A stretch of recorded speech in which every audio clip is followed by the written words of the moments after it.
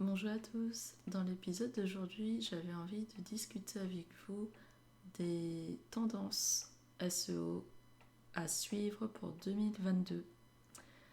Alors j'ai rédigé 2 articles sur 2 médias référents par rapport à ce sujet, donc notamment Siècle Digital et Journal du Net.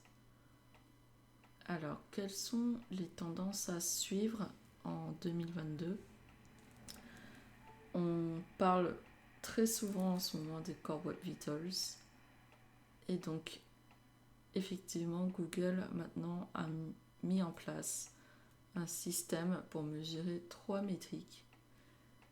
Et en français, les 3 métriques sont la vitesse d'affichage,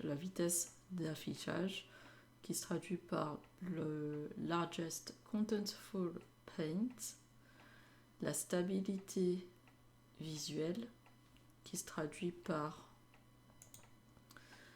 le cumulative layout shift, et finalement l'interactivité, qui se traduit par le first input delay. Ces 3 métriques en fait sont plutôt liées à la convivialité de la page, à l'ergonomie de la page et donc à l'UX de la page. Le sujet lié au SXO, je pense que vous avez déjà entendu parler de ça, c'est le SEO plus l'UX. C'était un sujet qui existait déjà vers 2016-2017. Mais c'était juste des rumeurs, on va dire, où on parlait déjà de l'UX et du SEO. Mais là, ça devient des critères de référencement avec les Core Web Vitals. Et donc, il faut vraiment faire attention à ça dès l'année prochaine. J'allais dire même dès maintenant. Mais l'année prochaine, en 2022, vraiment, je pense que tout site web doit vraiment quand même faire attention à son UX. Et c'est vrai que c'est assez logique parce que on va dire que le site, c'est votre boutique. Nous, on va vous faire le SEO pour attirer du monde sur le site, pour vous donner de la visibilité. Et c'est comme pour une boutique physique.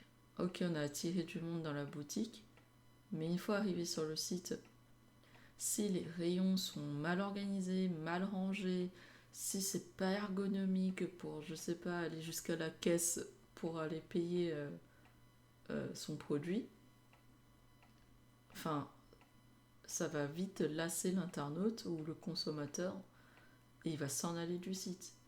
Donc ok, vous avez fait un gain de trafic en termes de visiteurs, d'utilisateurs, mais est-ce que vous allez avoir un gain de conversion?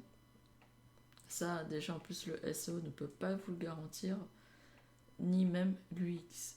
Ok, vous avez optimisé à fond votre chemin pour arriver jusqu'au clic pour la conversion, mais personne peut vous garantir que vous allez gagner en conversion et en chiffre d'affaires. C'est comme pour une boutique physique. Les clients, enfin plutôt les consommateurs vont entrer dans votre magasin, ils vont faire un tour, mais s'ils n'ont pas envie d'acheter, ce n'est pas de votre faute. Ce n'est ni la faute de celui qui fait le marketing pour votre site, pour votre boutique, pour votre site, mais ce n'est pas non plus la faute du client, parce qu'il n'a pas peut-être trouvé ce qu'il voulait, et finalement, il s'est peut-être dit ouais non, je vais pas acheter tout de suite.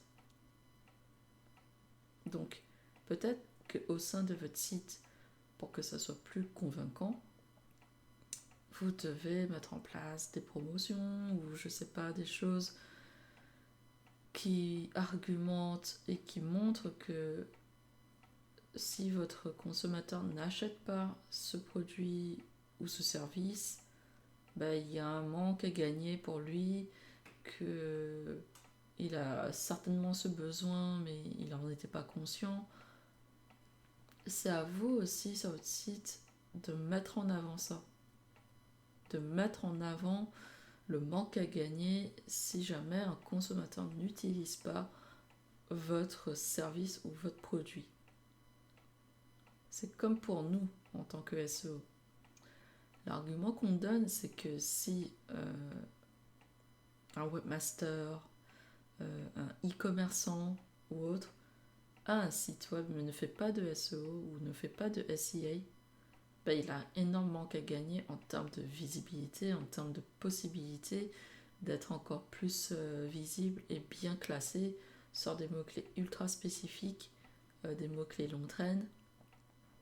Et ça, on le met en avant. Parce que justement, on veut aider ces webmasters, ces e-commerçants à mieux travailler la visibilité de leur site et à faire en sorte que leur trafic augmente et que le site se positionne de mieux en mieux dans Google. Et on a aussi ce travail d'expliquer que le SEO ne se fait pas en 3 mois, comme beaucoup de clients qui n'ont pas de patience et qui au bout de 3 mois, 6 mois, 9 mois commencent à s'impatienter. 9 mois, normalement, on commence à avoir des résultats quand même. Mais certains sites nécessitent jusqu'à 12 à 18 mois avant de remonter sur certains mots-clés hyper concurrentiels. Et vraiment, en plus, à travers le message d'aujourd'hui, je voudrais faire comprendre à tous ceux qui s'intéressent au SEO que ce n'est pas en 3 mois que vous allez avoir des résultats. Il faut se mettre ça dans la tête. Parce que c'est vraiment important que ça soit bien compris et qu'on ne remette pas tout le temps en question est-ce que le référencement naturel marche ? Oui, ça marche. Mais oui, il faut de la patience. Parce que le référencement naturel, c'est quelque chose qui se fait sur du long terme. Et en plus, Google, qui n'arrête pas de changer son algorithme, ça ne facilite pas la stabilité parfois du site dans les résultats de recherche. Et donc, il faut se remettre en question. Et donc, il faut changer les éléments. Comme les Core Web Vitals, ce n'était pas forcément un sujet il y a 2 ans. Bah pour 2022, si, ça l'est. L'UX, l'ergonomie, le temps d'affichage, sans parler de tous les autres critères qui sont toujours valables, bien sûr. Le contenu, les temps de chargement, le netlinking, l'optimisation technique du site, le maillage interne, tous ces éléments sont toujours valables. Et là, on nous rajoute une couche en plus avec l'UX. Donc, faites très attention. Optimisez avec patience votre site. Vous allez y arriver. Intéressez-vous au SEO. Dès lors que vous avez un site web, mettez-y un peu du cœur. Certains clients sont à fond. Ils veulent comprendre, ils veulent aussi aider dans l'optimisation de leur boutique. D'autres laissent totalement, on va dire, la chance faire. On peut, bien sûr, mais il faut que le client nous aide à minima dans le brainstorming, dans le ciblage de l'audience. Parce que s'il n'est pas là, nous, on peut cibler des audiences. Mais est-ce que ça sera forcément le trafic le plus qualifié dont il attend ? Je ne suis pas sûre. Donc voilà, le SEO, c'est un travail main dans la main avec plusieurs parties, les développeurs, le client, les rédacteurs, les attachés de presse, si on fait de la RP digitale, et bien sûr le SEO.